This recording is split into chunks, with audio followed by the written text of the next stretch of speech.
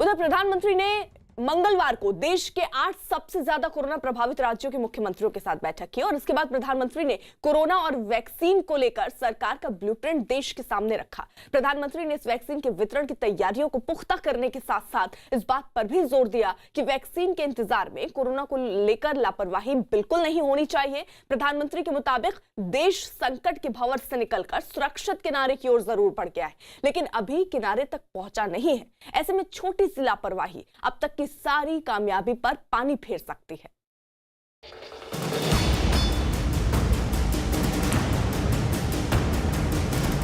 भारत जो भी वैक्सीन अपने नागरिकों को देगा वो हर वैज्ञानिक कसौटी पर खरी होगी।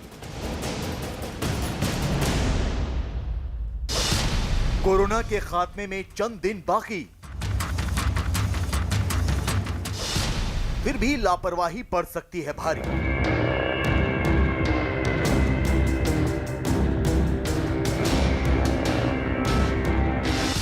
इसलिए पीएम ने दी देशवासियों को सलाह।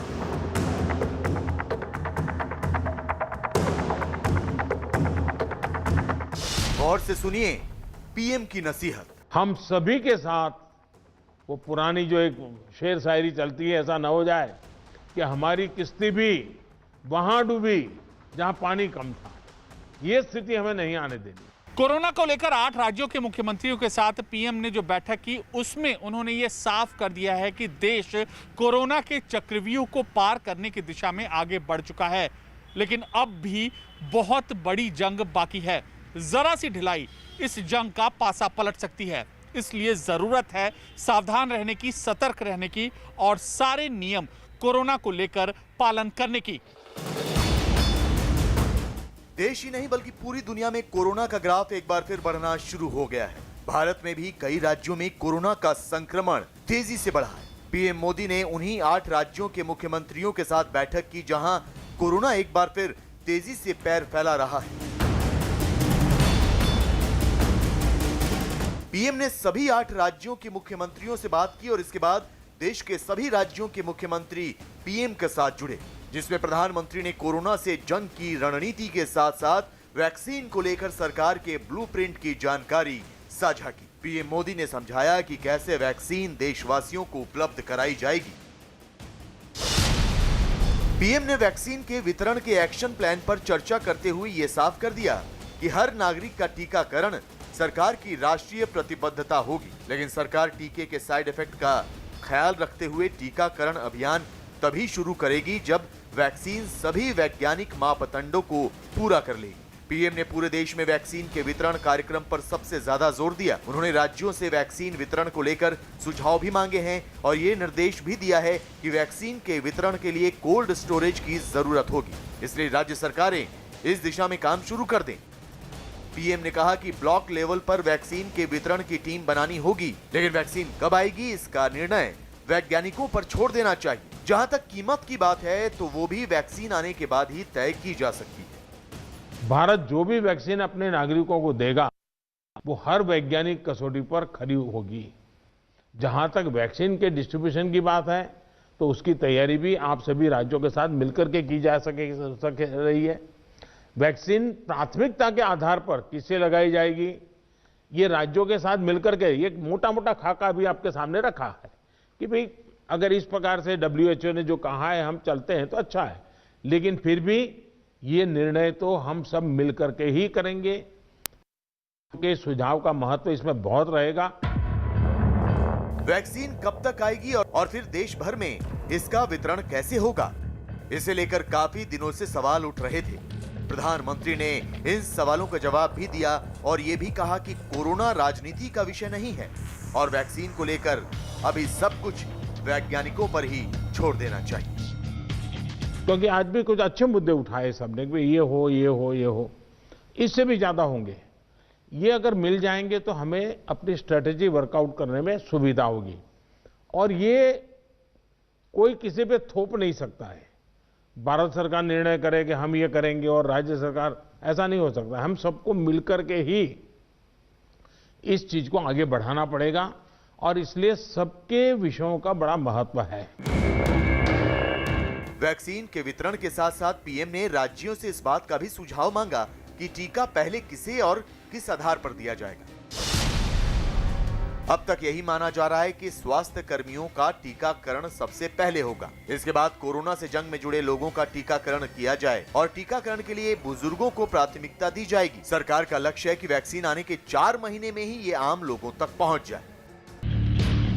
पीएम मोदी ने वैक्सीन आने पर सरकार के एक्शन प्लान का खाका तो साझा किया, लेकिन साथ ही ये भी साफ हो गया कि कोरोना के खिलाफ लड़ाई में जरा सी भी लापरवाही नहीं होनी चाहिए। और कोरोना का ग्राफ जिस तरह से बढ़ रहा है, उसे काबू में लाने के लिए पीएम ने कोरोना से जंग का मंत्र भी दिया। प्रधानमंत्री मोदी ने कहा कि भारत की स्थिति दूसरे बहुत से देशों से बेहतर जरूर है। हमारे यहाँ रिकवरी रेट भी काफी अच्छी है, लेकिन अच्छी रिकवरी रेट देखकर लापरवाही बिल्कुल नहीं करनी चाहिए। साथ ही उन्होंने कहा कि हमें पॉजिटिविटी रेट और मृत्यु दर कम करने पर सारा जोर लगाना होगा। साथ ही वैक्सीन के इंतजार में जरा भी लापरवाही नहीं होनी चाहिए और कोरोना की गाइडलाइंस का पालन कराना बेहद जरूरी है। बहुत से लोग ये भी सोचने लगे हैं कि अगर बीमार हो भी गए तो ठीक हो जाएंगे। इस वजह से लापरवाही का ये स्टेज बहुत बड़ा व्यापक हो गया है और इसीलिए मैंने हमारे त्योहारों की शुरुआत में ही स्पेशली राष्ट्र के नाम संदेश दे करके सबको हाथ जोड़ करके प्रार्थना की थी कि भाई ढिलाई मत बरतिए, क्योंकि कोई वैक्सीन नहीं है, दवाई नहीं है, हमारे पास एक ही रास्ता बचा है, हम हर एक को कैसे अपने आप बचाएं। और हमारी जो गलतियां हुई वही एक खतरा बन गया, थोड़ा ढिलाई आ गई। इस चौथे चरण में लोगों को कोरोना की गंभीरता के प्रति हमें फिर से जागरूक करना ही होगा। कोरोना से जारी जंग में एक मोर्चा तो सरकारों ने संभाल रखा है, तो दूसरे मोर्चे पर वैज्ञानिक जुटे हुए हैं।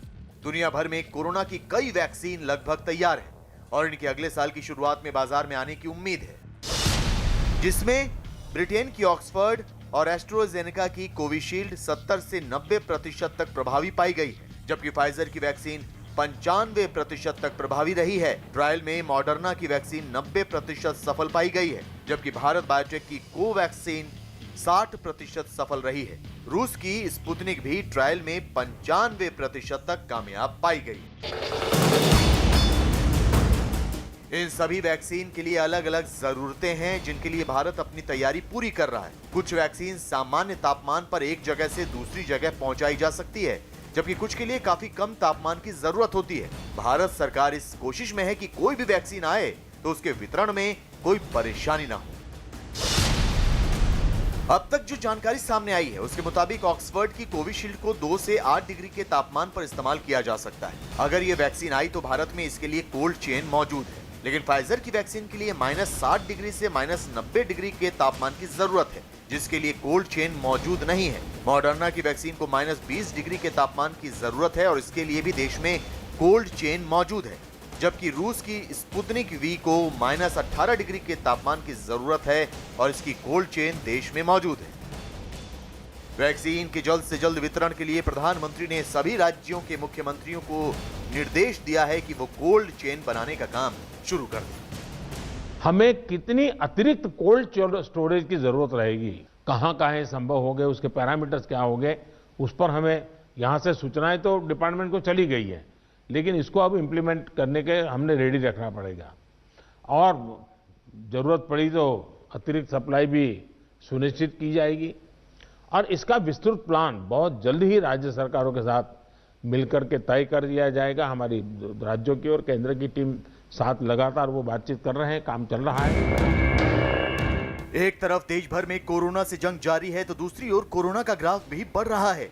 कोरोना का आंकड़ा अब 1 करोड़ की ओर बढ़ रहा है। ऐसे में सबसे ज्यादा जरूरी है कि आम नागरिकों की कोरोना से जंग में भागीदारी हो और इसके लिए जरूरी यह है कि हम सब कोरोना की गाइडलाइंस का पालन जरूर करें।